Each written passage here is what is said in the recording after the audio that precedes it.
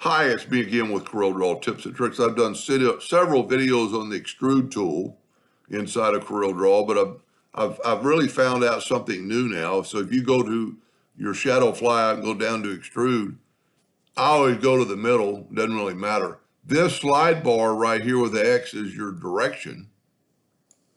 This slide bar right here is your depth, which you can change here too, by making very little depth or a lot of depth. But what I did not know is you double click on it right in here, you get a rotation and you can rotate that star. Now this is kind of like rotating it here, but this one, the extrude rotation, is where you can really get into some 3D looking look. And then once you're there, you can take away, so you have just a very little bit of a extrude look.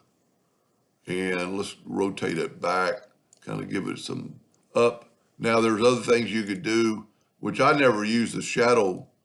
I never use the light. I'm not that good. But if you use the, you can add a shadow, but it adds shadows to parts that you really shouldn't be able to see. So I don't ever do that. Now, once you've got this and you've got it the way you want it, just go to Object and break the extrude group apart.